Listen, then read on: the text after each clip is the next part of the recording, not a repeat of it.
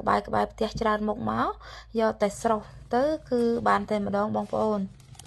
ចំពោះមុខម្ហូបមួយមុខនោះដែរគឺផ្អកចំហុយបងប្អូនហើយនៃខ្ញុំថាងាយនោះគឺចំហុយលើបាយតែម្ដងបងប្អូនបាយឆ្អិនម្ហូបយើងក៏ឆ្អិនគឺផ្អកចំហុយនឹងឯងហើយជាមួយនឹងអន្លក់ស្រស់ច្រើនមុខអញ្ចឹងណាចាគឺមានបន្លែដូចនាងខ្ញុំបង្ហាញបងប្អូនអញ្ចឹងគឺនាងខ្ញុំបេះស្លឹកដំឡូងឈើជាមួយនឹងត្រប់ 4-5 ផ្លែបងប្អូនដើម្បីយកទៅស្រស់ហ្នឹងហើយជាមួយនឹងអាឡឹកទុំមួយផ្លែផងដែរដោយសារតែវាទុំហើយនាងខ្ញុំបេះយកទៅញ៉ាំតែម្ដងទៅ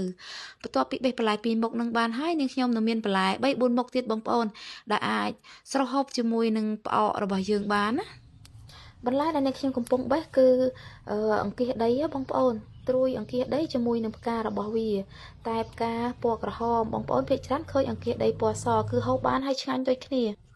ផ្កានិងស្លឹកអង្គាសដីភាគច្រើនបងប្អូនចូលចិត្តស្លឹកកកូមែនទេចាសម្រាប់នាងខ្ញុំគឺស្រស់អន្លក់ក៏ឆ្ងាញ់ដែរបងប្អូនដូចជាខ្ញុំបេះនេះទៅហូបជាមួយដែលផ្អកចំហុយនេះឯងបន្ទាប់មកទៀតនាងខ្ញុំមានជាមួយនឹងស្លឹកដំឡូងជ្វាបងប្អូនគឺអាចហូបបានដូចគ្នា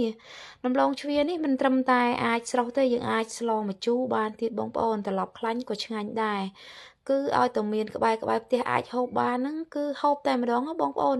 គឺបន្លែធម្មជាតិរបស់យើងល្អណាស់បន្ទាប់មកទៀតនេះខ្ញុំបេះត្រួយសាវម៉ាវនេះបងប្អូនស្គាល់ដែរស្លកកូបានដូចគ្នាដែរបងប្អូនហើយត្រួយសាវម៉ាវ